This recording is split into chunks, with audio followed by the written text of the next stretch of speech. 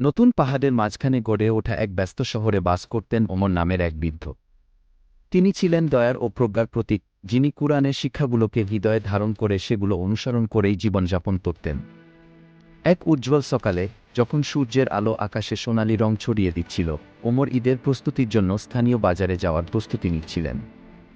বাজারের রঙিন ও চঞ্চল পরিবেশে হাঁটতে হাঁটতে হঠাৎ তার চোখে পড়ল এক দুর্বল বিধবা মহিলা, যিনি হাতে তৈরি স্কার্ফ বিক্রি করে সন্তানদের জন্য রোজগারের চেষ্টা করছিলেন।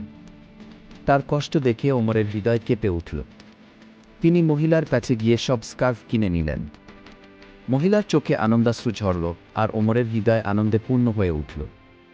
এরপর বাজারে চলতে চলতে ওমরের দেখা হলো কিছু শিশুর সঙ্গে, যারা কুরআন ক্লাসের প্রস্তুতি নিচ্ছিল। তাদের উজ্জ্বল চোখে ছিল জ্ঞানপিপাসা ও উৎসাহ। ওমর তাদের সঙ্গে সহজ অথচ গভীর কিছু জীবনের গল্প ভাগ করে নিলেন। তিনি দান, দয়া ও কৃতজ্ঞতার গুরুত্ব বোঝালেন।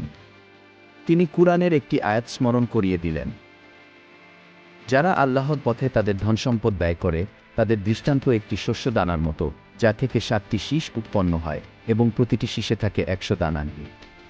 সূরা আল বাকারা 2:261। তার গল্প শুধু শিশুদের নয়, উপস্থিত প্রাপ্তবয়স্কদের মনেও গভীর ছাপ ফেল।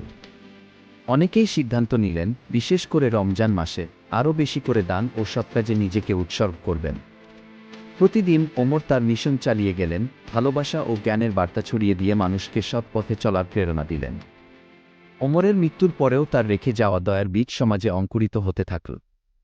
শহরটি এক সময় দয়া, একতা এবং ইসলামী আদর্শে পরিপূর্ণ একটি সমাজে পরিণত হয়।